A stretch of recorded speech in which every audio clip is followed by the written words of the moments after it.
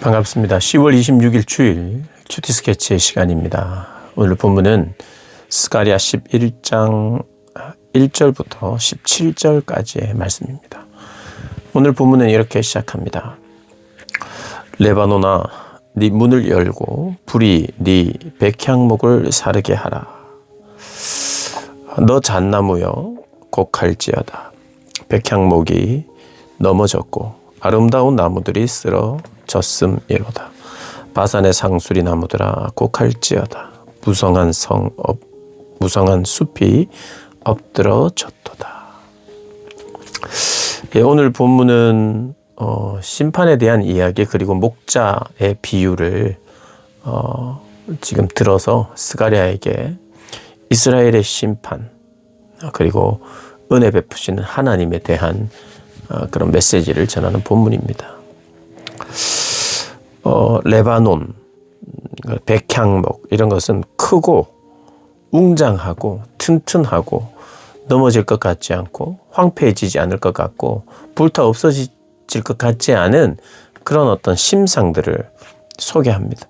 바산은 그 지역에 굉장히 크고 울창한 지역을 말합니다. 바산의 상수리 나무들, 잣나무, 레바논의 백향목 이런 것은요 굉장히 견고한 나무들이에요. 그런데 엎드러진다는 말입니다. 견고해 보여도 쓰러질 것이다. 그런 이야기를 합니다.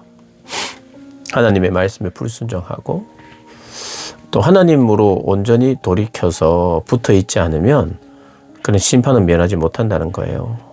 이스라엘 백성들이 바벨론에 포로로 끌려갔고 70년이라는 긴 기간의 그런 시간들이 있었지만 그럼에도 불구하고 이스라엘 백성들이 또 주님을 떠난다면 불순종을 한다면 그런 일이 또 발생할 것이라는 이야기를 합니다. 그러니까 길게 심판을 받았다고 해서 징계를 받았다고 해서 징계를 면제하거나 오랫동안 징계가 없을 거야 70년이라는 건 긴 시간이 있었으니까 뭐 짧게 있을 거야 징계는 이제 짧을 거야 이런 건 없다는 거예요. 이스라엘 백성들에게 하나님은 심판을 명하신다는 겁니다. 피할 수 없다는 거예요. 심판이란 거. 그러니까 우리가 하나님과의 관계 안에서 심판은 피할 수가 없습니다. 하나님은 달아보시는 거죠. 그러나 그분의 은혜로 말미암아 우리가 회개할 수 있도록 돌이킬 수 있도록 기회를 주는 거예요. 은혜는 면제만 말하는 게 아니에요. 면제. 그 면제를 받고 그 면제를 받게 하신 분이 누군지 알게 해서 깨닫게 해서 돌이키게 되는 게 은혜를 주시는 이유입니다. 그래서 하나님의 백성들은 심판 면할 수가 없고 없을 수가 없어요. 하나님의 성품은 변하지 않습니다. 정확하게 심판하시는 분이에요. 공의로우신 분이죠. 그래서 이 심판은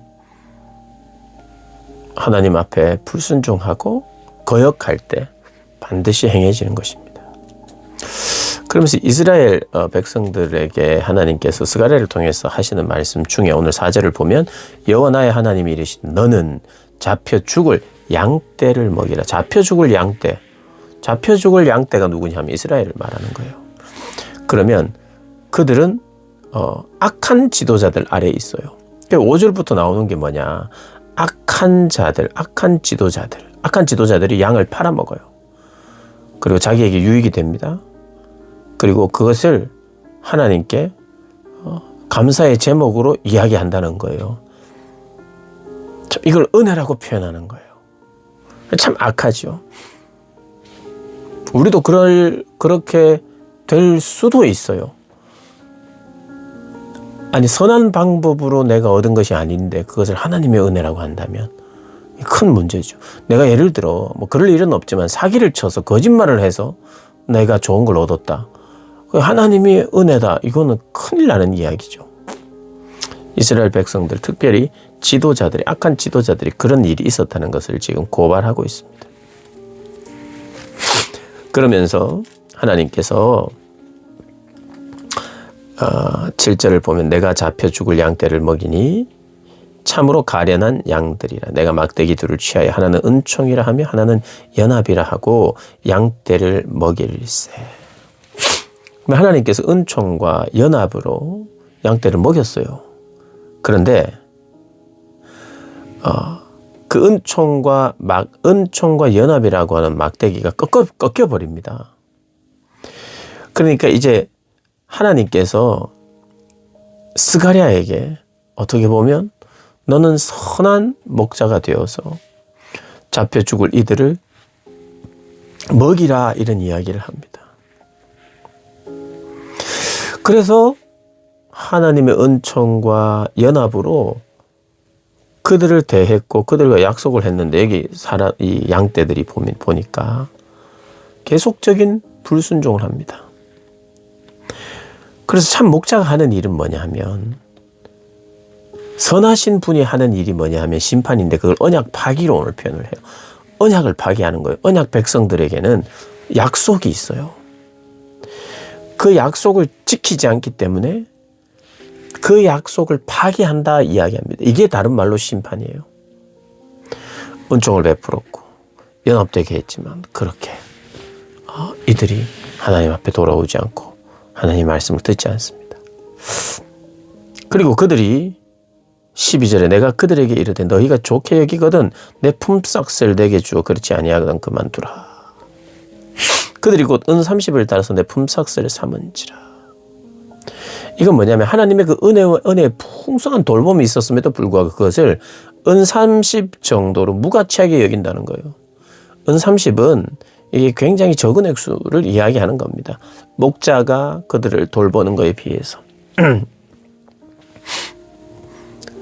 그 삭슬 토기장에게 던지라. 나를 헤아린 바 그 토기장이 나에 대한 은혜에 대한 돌봄에 대한 가치를 이렇게 무가치하게 여기는 그들에게 그 작은 액수를 토기장에게나 주라는 거예요. 토기장에는요, 값싼 그 그릇을 만드는 사람을 이야기하는 거예요.